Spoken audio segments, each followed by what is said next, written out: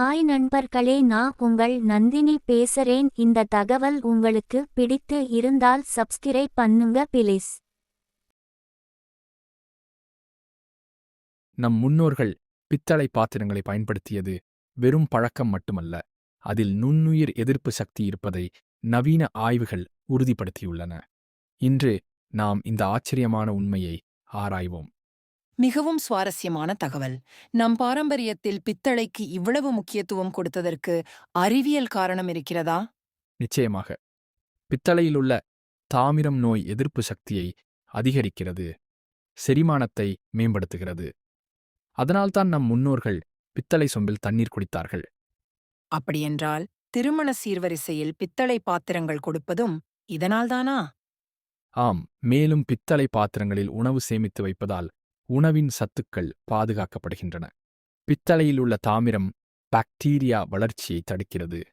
இப்போது புரிகிறது ஏன் பூஜையறையில் பித்தளை விளக்குகள் முக்கியம் பெறுகின்றன என்று. ஆன்மீக காரணங்களும் இருக்குமல்லவா? மிகச்சரி, பித்தளை என்பது சாத்விக உலோகம். பித்தளை விளக்குகள் லட்சுமி தேவியின் அருளை குறிக்கும். மேலும் அதன் மென்மையான ஒளி வீட்டில் நேர்மறை சக்தியை நிரப்புகிறது.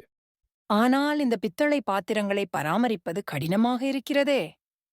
அதற்கு சில எளிய வழிமுறைகள் உள்ளன. புளி, எலுமிச்சை சாறு பயன்படுத்தலாம்.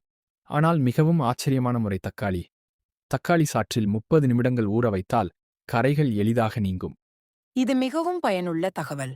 வீட்டில் கிடைக்கும் பொருட்களைக் கொண்டே பராமரிக்க முடியும் என்பது நல்லது. மேலும் பித்தளை பாத்திரங்களை முறையாக பராமரித்தால் பல தலைமுறைகளுக்கு உழைக்கும். அதனால்தான் இன்றும் பல வீடுகளில் பாட்டி காலத்து பித்தளை பாத்திரங்கள் பயன்பாட்டில் உள்ளன. நம் முன்னோர்களின் அறிவும் அனுபவமும் எவ்வளவு ஆழமானது. ஒவ்வொரு பழக்கத்திற்கும் பின்னால் அறிவியல் காரணம் இருக்கிறது. ஆமாம், இன்றைய நவீன காலத்திலும் பித்தளையின் முக்கியத்துவம் குறையவில்லை. மாறாக அதன் மருத்துவ குணங்கள் அறிவியல் ரீதியாக நிரூபிக்கப்பட்டுள்ளன.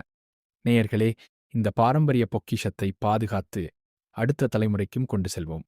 நன்றி, வணக்கம். ஹாய் நண்பர்களே, இந்த தகவல் உங்களுக்கு பிடித்து இருந்தால் சப்ஸ்கிரைப் பண்ணுங்க பிளீஸ்.